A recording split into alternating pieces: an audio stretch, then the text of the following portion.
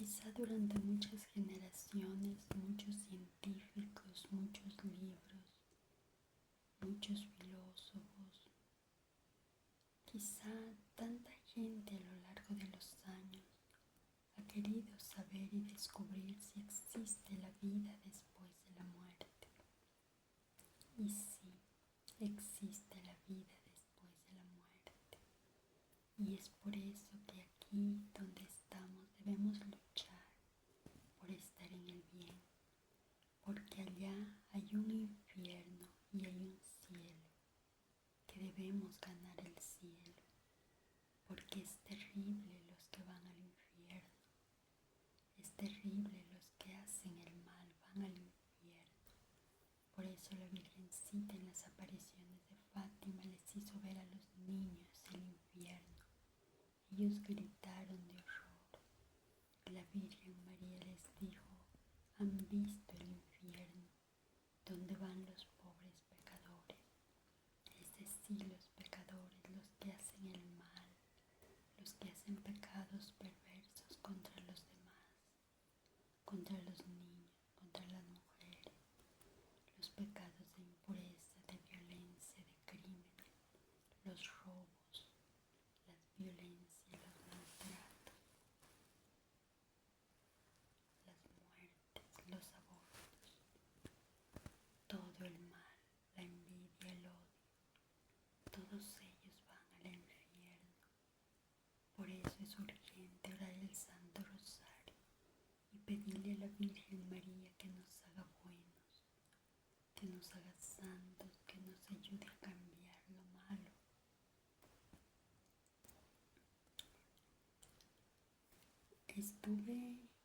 Fui a la Iglesia Católica a visitar a Jesús en la Santa Hostia. Como ya he dicho, la Santa Hostia es Dios, es Jesús en aquella hostia santa.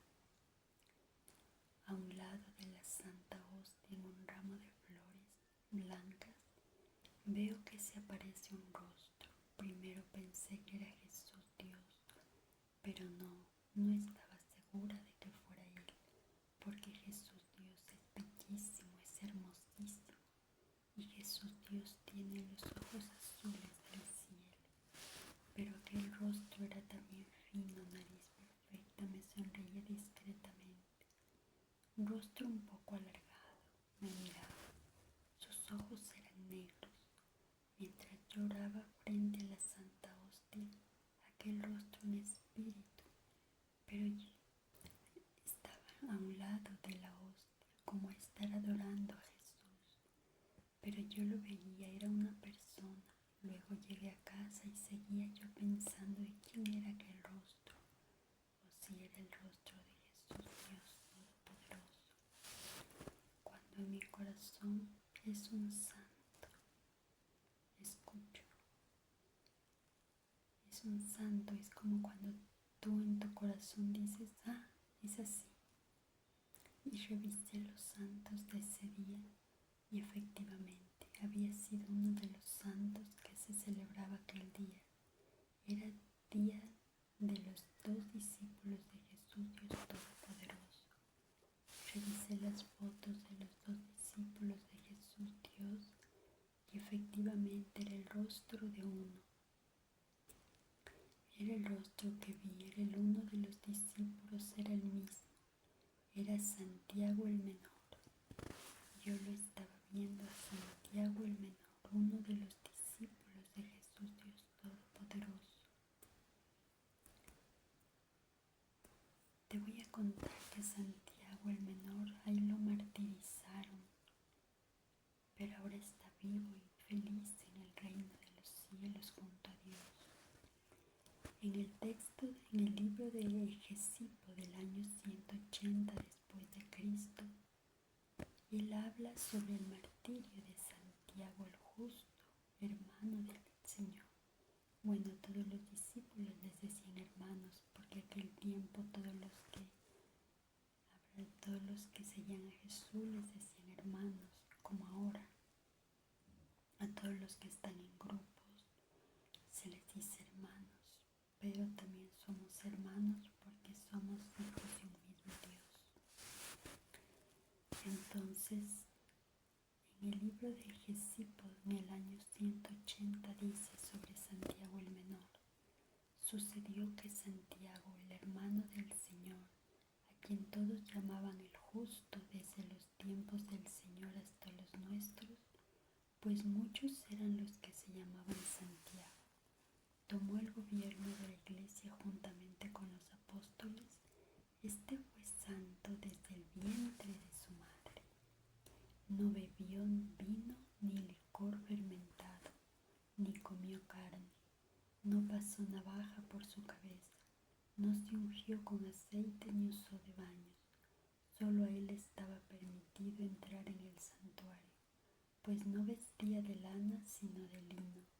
Entraba solo en el templo y se le hallaba arrodillado rogando por el perdón del pueblo, de modo que sus rodillas se endurecieron como las de un camello por estar siempre de hinojos adorando a Dios y pidiendo perdón para el pueblo. Por su eminente justicia era llamado el justo, y oblies, que significa en griego protección del pueblo, y justicia, como declaran los profetas acerca de él. Algunos de los 7 sectas que había en el pueblo preguntaron a Santiago: ¿cuál es la puerta de Jesús? Y él respondió que Jesús era el Salvador. De estos algunos creyeron que Jesús es el Cristo, pero las sectas mencionadas no creyeron ni en la resurrección, ni en que vendrá a dar a cada uno según sus obras. Pero cuantos creyeron, creyeron por causa de Santiago. Siendo pues muchos los que creyeron, incluso de entre los jefes hubo un alboroto entre los judíos escribas y fariseos, que decían que había peligro de que todo el pueblo esperase a Jesús como el Cristo. Reunidos pues, fueron a Santiago y le dijeron: te rogamos, oh justo, que contengas al pueblo, pues se extravía tras Jesús como si fuera el Cristo. Te rogamos que en el día de la Pascua, cuando se reúna todo el pueblo, persuadas acerca de Jesús, pues todos te obedecemos. Porque nosotros y todo el pueblo damos testimonio de que eres justo y no haces acepción de personas. Persuade pues a la muchedumbre que no se extravíe acerca de Jesús, pues todo el pueblo y nosotros te obedecemos. Ponte pues sobre el pináculo del templo para que desde allí seas bien visible y tus palabras sean oídas por todo el pueblo. Y los mencionados escribas y fariseos colocaron a Santiago sobre el pináculo del templo y le gritaron diciendo: oh justo, a quien todos debemos obedecer, puesto que el pueblo se extravía tras Jesús el crucificado, decláranos cuál es la puerta de Jesús. Y respondió con gran voz: ¿por qué me preguntáis sobre el Hijo del Hombre? Él mismo está sentado en el cielo a la diestra del gran poder, y vendrá sobre las nubes del cielo. Y como muchos quedaron convencidos y daban gloria en el testimonio de Santiago, diciendo: Hosana al Hijo de David, entonces los mismos escribas y fariseos se dijeron entre sí: hemos hecho mal procurando semejante testimonio a favor de Jesús. Subamos y arrojémosle para que teman y no crean en él. Y gritando y diciendo: oh, también el justo se ha extraviado. Y cumplieron la escritura que está en Isaías: quitémosle al justo porque nos es inútil. Subieron pues y arrojaron al justo. Y se decían unos a otros: apedreemos a Santiago el justo. Y comenzaron a apedrearle, pues no había muerto de la caída, sino que se volvió y se puso de rodillas diciendo: te ruego, Señor Dios Padre, perdónalos, porque no saben lo que hacen. Y mientras así lo apedreaban, un sacerdote de los hijos de Recab, hijo de los recabitas, mencionados por el profeta Jeremías, gritó diciendo: cesad, ¿qué hacéis? El justo ruega por vosotros. Y uno de ellos, un batanero, tomó el palo con que solía golpear las ropas y lo descargó sobre la cabeza del justo, Así sufrió el martirio, y lo enterraron en el mismo lugar junto al templo, y su estela permanece aún junto al templo. Fue testigo veraz para judíos y griegos de que Jesús es el Cristo, e inmediatamente Vespasiano lo sitió. Esta fuente es sacada de Eusebio de Cesarea, Historia Eclesiástica 2, 23 del 4 al 18. Y a Santiago el Menor es el patrono de los que sufren por la verdad. Entonces, aquel sufrió tan martirio, pero ahora sigue vivo por los siglos de los siglos, y aquellos que lo mataron están en el infierno por los siglos de